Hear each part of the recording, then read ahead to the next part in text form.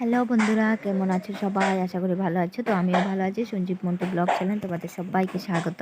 তো তোমরা সবাই প্রশ্ন করো আমাকে সারাদিন আমি কি কাজ করি। তো আজকে তোমাদের এটাই শেয়ার করব যতটুকু পারি। তো চলো। তো আমি এখানে আমার ঘরটা গুছিয়ে নিচ্ছিলাম, তো আলনাটা গুছিয়ে নিচ্ছিলাম। তো তোমরা তো জানোই, প্রত্যেক দিন যদি সকালবেলা ঘরটা না গোছা না ভালো লাগে না। আর বাচ্চা থাকলে তো কি হয় জানোই তোমরা। তো যদি ছোট বাচ্চা থাকে তাহলে প্রত্যেক দিন ঘরটা গুছোতে হয়। তো আমাদেরকে তো সকালেই রান্না শেষ করে নিতে হয় 8টার আগে, কারণ বর কাজে যায়। তো 8টার আগে আমি ভাত টাত রান্না করে বরকে দিয়ে দিলাম। তো সকালে ঘুম থেকে উঠে বাসি কাজটা সেরে তারপর ভাত বসিয়েছি, কারণ বাসি কাজ না করলে ভালো লাগে না। তো ভাত টাত রান্না করে রান্নাঘরের কাজ শেষ করে তারপর বাবাইকে স্কুলে দিয়ে আসলাম। স্কুলে দিয়ে এসে তারপর আমি বড় ঘরে কাজ শুরু করলাম। তো প্রত্যেক দিন এটাই করতে হয়, কারণ প্রত্যেক দিন না করলে এগুলো ভালো লাগে না। তো মাঝে মধ্যে অন্য কাজও করি, তোমাদেরকে আমি যতটুকু পেরেছি ততটুকুই আমি তোমাদের সাথে শেয়ার করেছি আর কি।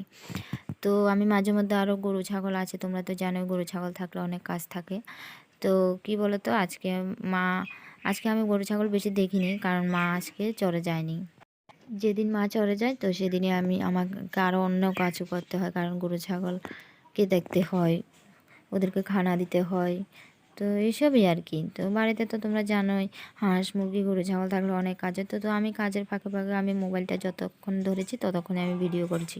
তো বেশি কতক্ষণ পারলাম না ভিডিও করতে, কারণ কাজের সময় তো মোবাইল ধরা সম্ভব না বলো। তো আমি এখানে কাজের ফাঁকে আমি অনেকগুলো জামা কাপড়ও ধুয়ে দিয়েছি। তো অনেকগুলো জামা কাপড় ধুয়ে দিয়েছি দেখো। আর এখানে বেজে গেছে 9:30। তো এখন বাবাকে স্কুল থেকে আনার সময় হয়ে গেছে, আমি এবার বাবাইকে স্কুল থেকে আনতে যাব।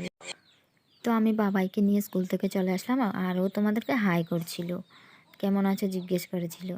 তো তারপর একটু ওর সাথে দুষ্টামি করে তারপর ভাত খেয়ে নিলাম।